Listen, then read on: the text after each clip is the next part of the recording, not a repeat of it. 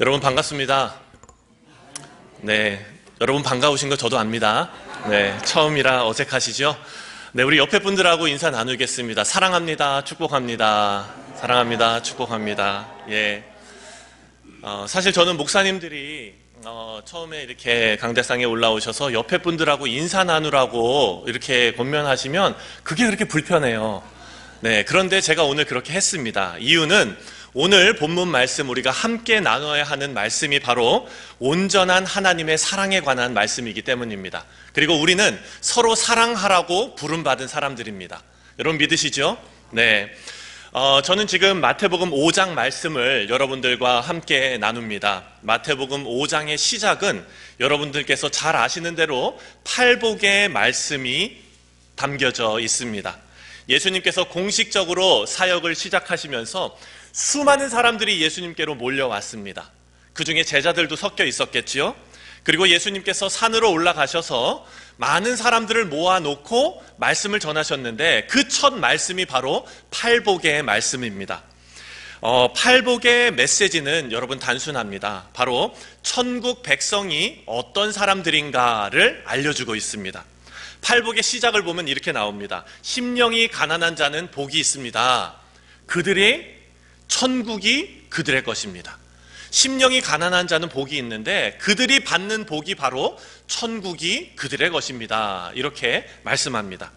그리고 여러분 마지막 8번째 복을 말씀하시면서도 의를 위해서 핍박을 받는 것이 복이 있는데 그 복이 무엇인가? 바로 천국이 그들의 것입니다. 그렇다면 예수님께서는 지금 무엇을 말씀하시냐면 천국 백성은 도대체 어떤 특성을 가지고 있는가에 대해서 말씀하고 계시는 거예요. 천국 백성은 이런 사람들입니다 라고 예수님께서 가르쳐 주시는데 그 백성들의 특징은 잘 들어보시기 바랍니다. 심령이 가난하고 애통하고 온유하고 의에 줄이고 목마르고 긍휼히 여기는 사람들입니다. 그리고 또 마음이 청결하고 화평케 하고 의를 위하여 핍박을 받는 그런 사람들입니다. 이런 특징을 가진 사람들이 하나님 나라의 백성들인데요, 그들에게 주시는 하나님의 복이 있다는 거예요. 그 복이 무엇이냐? 바로 천국의 위로를 받습니다. 아멘. 그리고 또 땅을 기업으로 받습니다. 하나님께서 우리에게 사역을 주시는 거예요. 또 하나님께서 먹여주십니다. 긍휼히 여기십니다. 하나님을 볼 수 있는 은혜를 주십니다. 그리고 또 하나님께서 너는 내 아들이다 라고 칭해 주십니다. 우리 사랑하는 성도님들, 이런 천국 백성이 받는 복을 풍성히 누리시는 여러분들 다 되시기를 주님의 이름으로 축원드립니다. 근데 여러분 이렇게 생각하실 수 있죠.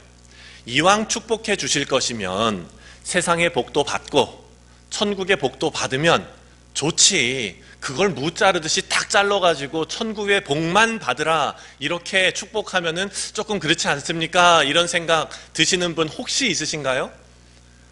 네, 뭐 있다고 얘기도 못 하시겠죠. 네, 저도 사실 그렇습니다. 세상의 복도 누리고 천국의 복도 누리고 싶습니다. 그런데 여러분 이렇게 나눠야 하는 이유가 있어요. 그 이유가 바로 오늘 본문 말씀의 핵심입니다. 제가 어렸을 때 예전에는요, 송구 영신 예배를 드리면 맨 그 학생들을 위해서 목사님께서 축복 기도해 주시는 그런 시간이 있었어요. 그럼 여러분, 저는 복 받기를 원하는 사람이었을까요? 아니면 복 받기 싫어하는 사람이었을까요? 딱 봐도 복 받기 원하는 사람 같지 않습니까? 그러면은 제일 먼저 나가서 받아야 될까요? 맨 마지막에 받아야 될까요? 그렇죠. 먼저 나가야 되죠. 저는 어느 순서에 기도가 시작되는 줄 알지 않습니까? 그러면 미리 대기를 하고 있다가 요이 땅 하면 나가서 1등으로 기도를 받으려고 앞에 나갔어요. 그래서 1등으로 앞에 가서 무릎을 딱 꿇었습니다. 그때 당시에 반장 선거가 다가오기 때문에 저는 큰 축복을 받아야 되는 사람이었어요. 반장을 놓치면 안 되니까. 그래가지고 제가 처음에 딱 무릎 꿇고 기도를 받는데 머리가 되게 하시고 꼬리가 되지 않게 하시고 이런 축복 기도를 저한테 해주시는 거예요. 감사하죠. 근데 제 옆에 저의 경쟁 상대가 딱 제 친구가 앉아 있는데 그 친구한테 머리에 손을 얹고 기도하시면서 또 뭐라고 하세요? 머리가 될지언정 꼬리는 되지 않게 하시고. 그럼 도대체 누가 머리라는 거예요, 여기? 네. 제 마음은요, 교회는 열심히 다니고 그리고 하나님 사랑한다고 했고 그리고 교회 한 번도 빠진 적 없고 봉사 열심히 했는데 제 마음은 어떤 마음입니까? 나만 좀 축복을 받았으면 하는 마음이 있는 거예요. 근데 여러분, 이런 마음이 어렸을 때만 있을까요? 아니더라고요. 성장을 했는데도 그런 마음이 있어요. 시기 질투하는 마음이 있어요. 제가 어떤 친구가 있습니다. 그 친구가 너무 부자였어요. 제가 필리핀에 선교를 대학교 때 갔는데요, 그 필리핀도요, 여러분, 못 사는 나라 같지만 부자들은 엄청나게 부자입니다. 근데 그들을 바라보면서 제가 한 가지 마음에 가지고 있는 거 있었어요. 너는 구원의 소망이 없지, 천국의 소망이 없지, 나는 있다. 이런 생각을 가지고 있었는데, 글쎄 그 사람이 얼마 전에 보니까 예수 믿고 교회에서 열심히 봉사하고 있더라고요. 그건 뭐예요? 부자인데다가 천국의 복도 가졌어요. 이런 생각을 하면은, 사랑하는 성도님들, 도대체 우리가 복의 개념이 무엇인지를 정확히 이해하지 않으면 헷갈릴 수밖에 없는 그런 세상에 살 수밖에 없다는 것입니다. 그런데 오늘 천국 백성을 말씀하시면서 예수님께서 예로 드신 특징을 보면은요, 모두 다 다른 사람을 위하는 복입니다. 그 복이 다른 사람을 향하고 있어요. 마음이 청결하고 화평케 하고 의를 위해서 핍박을 받는 사람들 아닙니까? 심령이 가난하고 애통하고 온유하고 의에 줄이고 목마른 사람들 아닙니까? 이것은 나를 위한 복이 아니라 다른 사람을 위한 복이에요. 그래서 여러분, 하나님의 온전하심, 다시 말해서 온전하신 하나님을 한 단어로 표현한다면 사랑이라는 단어로 표현할 수밖에 없습니다. 그리고 하나님께서는 저와 여러분이 하나님을 닮기를 원하십니다. 그래서 우리는 어떻게 해야 하는가? 바로 서로 사랑해야 한다인 것입니다. 온전한 사랑으로 사랑하는 것, 이것은 아무나 할 수 있는 게 아니에요. 하나님만 할 수 있는 겁니다. 그런데 우리에게 뭐라고 명령하시냐면, 내가 너희를 사랑한 것 같이 너희도 서로 사랑하라 라고 명령하세요. 그렇다면 하나님밖에 사랑할 수 없는 것을 우리 보고 하라고 하셨으니 이것은 위대한 사역으로의 초대라고 우리가 받아들여야 하는 것입니다. 오늘 본문 말씀 43절을 보면은요, 또 내 이웃을 사랑하고 원수를 미워하라 하였다는 것을 너희가 들었으나 라고 기록되어져 있습니다. 누가 이렇게 가르쳤습니까? 바리새인들하고 서기관들이 이렇게 가르쳤습니다. 내 이웃을 사랑하고 원수를 미워하라. 근데 여러분, 유대인들에게는요, 이웃이라는 개념이 같은 동족 유대인들을 이웃이라고 생각했어요. 그리고 유대인으로 개종한 이방인들도 그 범주 안에는 넣어 주었지만 차별이 심했습니다. 그리고 그 이외에는 모두 죄인이고 모두 원수였습니다. 그래서 바리새인들과 서기관뿐만 아니라 모든 유대인들은요, 이웃은 사랑하고 원수는 미워하라 라는 것이 그들의 세계관이었던 것입니다. 공통적인 정서가 그것이에요. 내 이웃은 사랑하고 원수는 미워하라. 하지만 여러분, 구약 성경을 한번 찾아보십시오. 원수를 미워하라는 말은 쓰여져 있지 않습니다. 계명으로 주시지 않았습니다. 그렇다면 원수를 미워하라는 것은 어디에서부터 온 것일까요? 그것은 바로 사람의 본능입니다. 본능.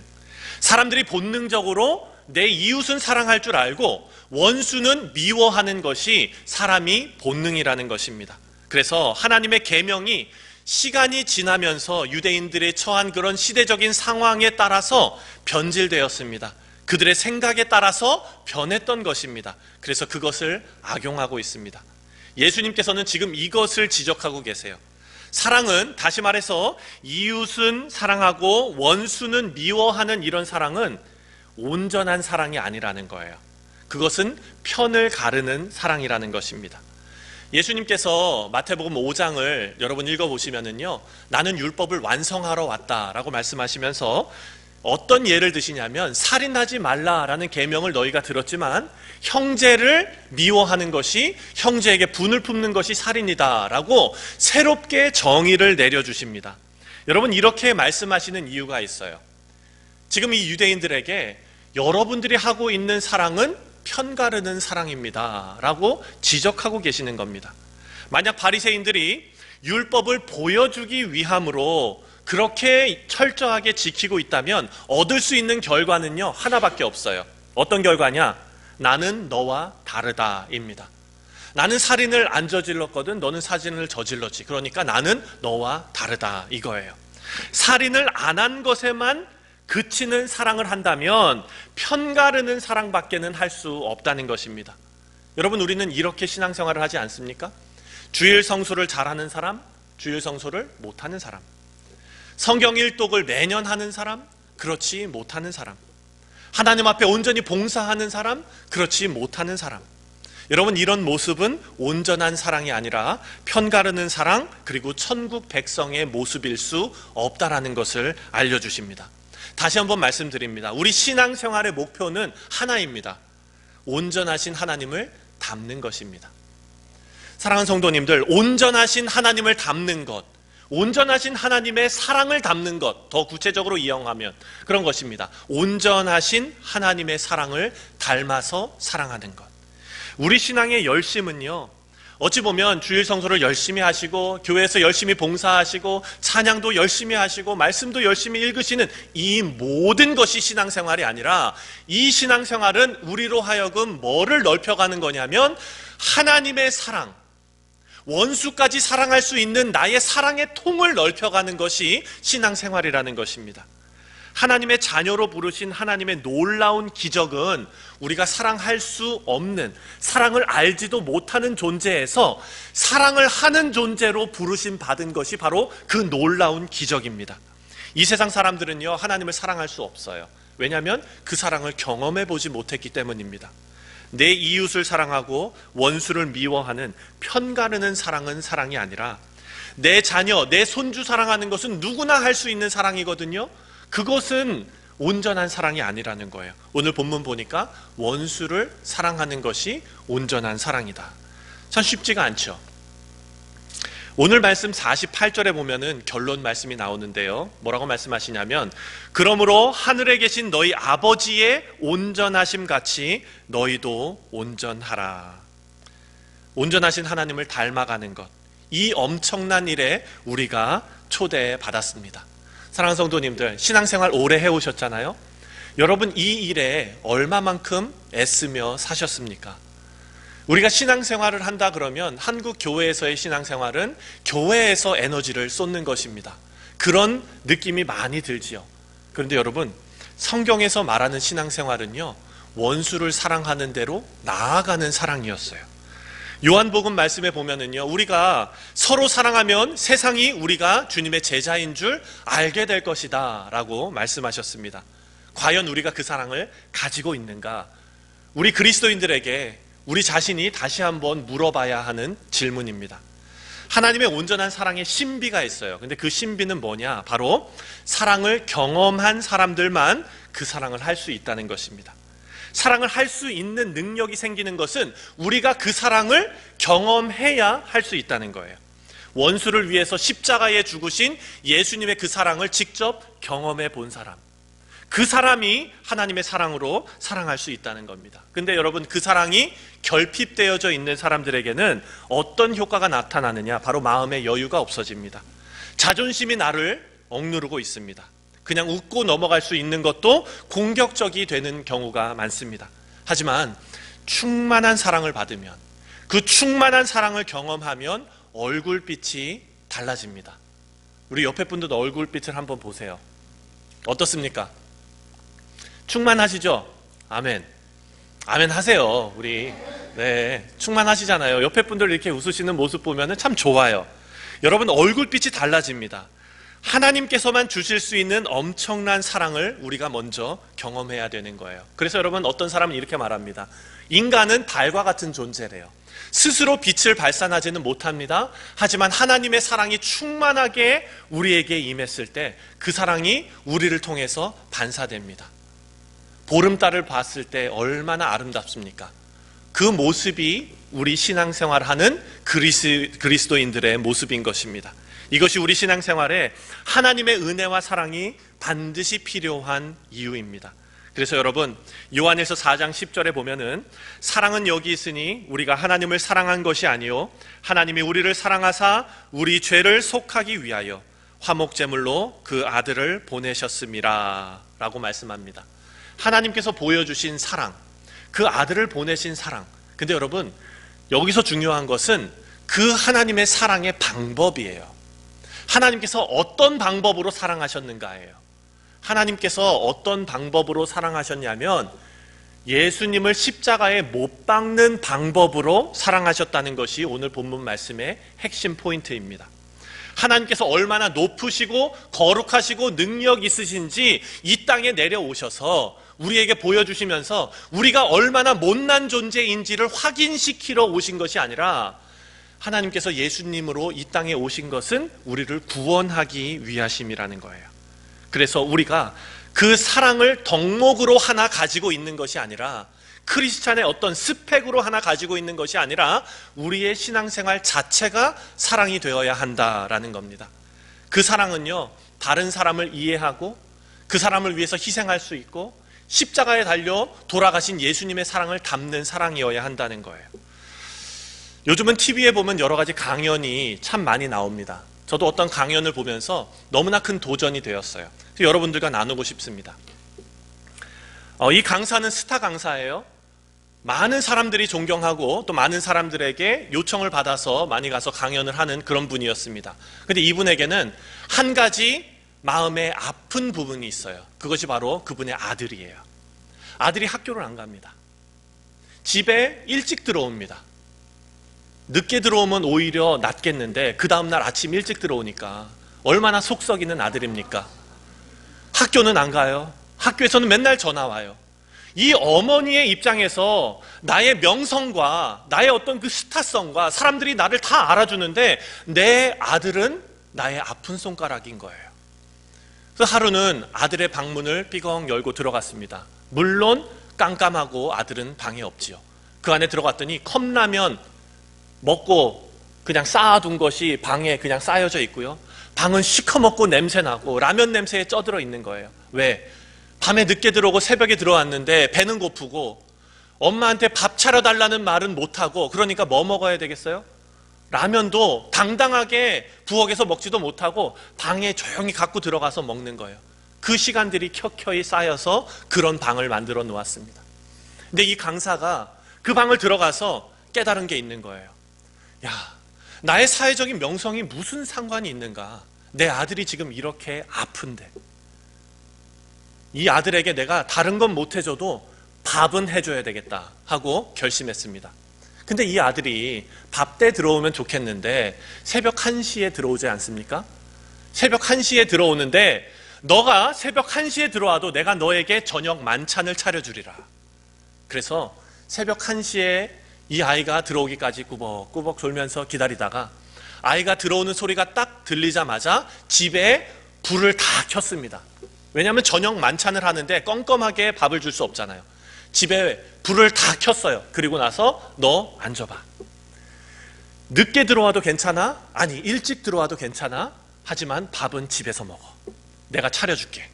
그러면서 그 새벽에 삼겹살을 굽기 시작하는 거예요. 쌈 싸가지고 막 그냥 어마어마한 만찬을 차려놓습니다. 그렇게 시끌벅적 냄새가 막 나니까 방에서 주무시고 있던 아버지가 나온 거예요. 이게 뭐 하는 짓이야? 그랬어요. 이 아이가 자기가 들어와서 엄마가 차려주는 밥을 오랜만에 먹으려고 마음이 녹아져서 밥을 한술 뜨려고 하는데 아버지가 판을 다 깼어요. 그랬더니 어머니가 아버지의 손을 잡고 저쪽 방으로 갑니다. 그러면서 말합니다. 당신 눈에는 얘가 나쁜 애로 보이지 내 눈에는 얘가 아픈 애로 보여. 앞으로 한 번만 더 얘 밥 먹는데 뭐라고 하면 내가 너를 굶긴다. 그 이후로부터 새벽 1시에 만찬이 계속 이어지기 시작했습니다. 그런데 이 아이가 일찍 들어오다가 늦게 들어오기 시작해요. 늦게 들어오다가 정시에 들어오기 시작합니다. 그리고 자기 방을 정리하기 시작합니다. 그러면서 그 어두컴컴한 방에서 나와서 어머니에게 꿈을 이야기하기에 이르렀습니다.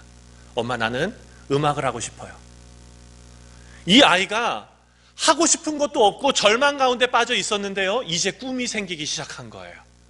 그래서 이 아이는 일본으로 유학을 떠났습니다. 그리고 나서 열심히 공부하고 꿈을 이뤄서 음악가가 되었어요. 처음 나온 앨범을 어머니에게 편지와 함께 보냈습니다. 어머니가 그 편지를 받아들고 눈물을 흘립니다. 그 편지에 뭐라고 써 있는 줄 아세요? 엄마, 나는 꿈이 없었어. 그리고 아무도 나를 믿어주지 않았어. 그런데 엄마가 나를 믿어줬어. 고마워요. 옛날에 식탁에 돈 봉투가 없어졌던 일 있었죠. 나는 아니라고, 내가 안 가져간 거라고 그렇게 내가 얘기했는데 모든 사람들은 다 믿어주지 않았어요. 그런데 엄마만 나를 믿어줬어요. 엄마 고마워요. 그런데 그 돈 내가 가져갔어요. 여러분, 그게 중요한 게 아니지 않습니까? 이 자녀가 이제 꿈을 갖게 됐고 다시 올라서게 됐던 거예요. 그러면서 이 강사가 하는 얘기가 제 마음을 울렸습니다. 우리는요, 사랑을 하는데 어떻게 사랑하느냐? 저 지하 11층에 떨어져 있는 그 사람에게 지상 1층에서 올라와, 거기서 뭐해, 그렇게 살지 마, 일어나와, 이렇게 격려한다는 거예요. 근데 여러분, 우리가 할 일은 지하 11층에 들어가 있다면, 그 나락에 떨어져 있다면 우리가 지하 12층으로 내려가서 같이 올라와야 한다는 것입니다. 사랑하는 성도님들, 오늘 본문 말씀에 예수님께서 말씀하시는 내 이웃만 사랑한다면 그것이 무슨 소용이 있겠느냐라는 말씀이 바로 그것입니다. 내 원수를 사랑하는 데까지 가는 것이 우리의 신앙생활이라는 거예요. 그런데 우리의 신앙생활이 많은 경우에 교회에서 하는 신앙생활로 대표되는 경우가 있습니다. 하지만 여러분, 그렇지 않습니다. 예수님께서 말씀하시는 귀한 신앙생활은요, 우리의 삶에서 드러나는 신앙생활입니다. 이런 일이 있으면 여러분의 삶에 용광로와 같은 하나님의 사랑이 나타나게 될 줄 믿습니다. 여러분, 용광로는 어떤 철도, 고철도 들어가면 어떻게 됩니까? 녹아지죠. 이런 용광로가 지금 이렇게 많이 이 자리에 모여 있습니다. 그러면 이 교회는 어떤 교회가 될까요? 사랑의 용광로와 같은 교회가 되는 겁니다. 밖에는요, 사랑이 식어진 곳에 살아가고 있는 사람들이 너무나 많습니다. 사랑을 할 줄도 모르는 사람들이 살아가는 곳이 세상입니다. 그곳의 사람들이 이 만나교회에 들어왔는데 하나님을 찬양하고 가만히 들어왔는데 옆에서 대면대면 하는 게 아니라 데리고 가서 밑에 친교실에서 밥을 먹입니다. 밥을 먹였는데 심지어 맛있어요. 근데 옆에 앉아가지고 이런저런 얘기를 나눕니다. 마음이 녹습니다. 이런 일이 반복됩니다. 사랑하는 성도님들, 이 교회는 사랑이 식어진 사람들이 와서 주님의 사랑으로 녹아지는 사랑의 용광로가 될 줄 믿습니다. 근데 여러분, 그것이 하나님께서 우리에게 요구하시는 일이라는 거예요. 하나님을 닮아가는 일이 다른 것이 아니에요. 거룩함으로, 단정함으로 학교 다닐 때도 이렇게 다니고 회사 다닐 때도 이렇게 다니고, 하나님 원하시는 것은 이게 아니고요, 하나님께서는요, 우리의 옷이 더러워지기를 원하십니다. 제가 예전에 부목사 때 교회에서 이제 교회 예배 참석하시는 분들 안내하는 이런 역할을 했었어요. 근데 어떤 분이 몸이 좀 불편하셨어요. 그래서 그분 차에서 내리는 거를 제가 휠체어에 타고 가가지고 이렇게 모셔오는 그런 일을 했거든요. 그런데 주일날 제가 이거 이렇게 정장을 깨끗하게 드라이를 해갖고 새 정장을 입고 갔어요. 근데 그분이 몸이 좀 불편하셔가지고 침이 이렇게 흐르셨는데 그게 여기에 예배 시작 전에 이렇게 묻은 거예요. 그래가지고 이거를 이제 두 분을 모셔다 드리고 화장실에 가서 이거를 막 지웠는데 잘 안 지워지고 얼룩이 이렇게 남았어요. 그리고 나서 제가 안 지워지지 하면서 예배를 드리고 났는데, 집에 가서 옷을 세탁소에 맡기러 가면서 제 마음이 무너졌습니다. 제 마음에 하나님께서 어떤 마음을 주시냐면 이런 깨달음을 주시는 거예요. 의사가 수술복을 입고 들어가서 수술을 하다 피가 튀었어요. 그거 가지고 피가 튀었네, 옷이 더러워졌네, 수술복이 더러워졌네, 이런 사람 있습니까? 없어요. 저도 유니폼을 입고 사역을 했는데 그것이 더러워졌네 하는 제 자신을 보면서, 야, 목사가 됐음에도 어떻게 이렇게 달라지지 않는 인간의 본성이 있을 수 있을까 좌절했습니다. 사랑하는 성도님들, 우리도 마찬가지입니다. 하나님께서는요, 십자가에 달려 돌아가신 그리스도의 사랑으로 우리에게 사랑의 폭탄을 터뜨리셨습니다. 그렇다면 이제 우리는 어떻게 사랑해야 될까요? 하나님께서 원하시는 원수를 사랑하는 그곳에 들어가서 사랑하시는 우리 모두가 되시기를 주님의 이름으로 축원을 드립니다. 사랑하는 성도님들, 하나님께서 우리를 사랑하고 그리고 그 사랑을 명령하셨습니다. 그것은 우리에게 주신 특권입니다. 그 특권을 놓치지 마시기를 주님의 이름으로 축원드립니다.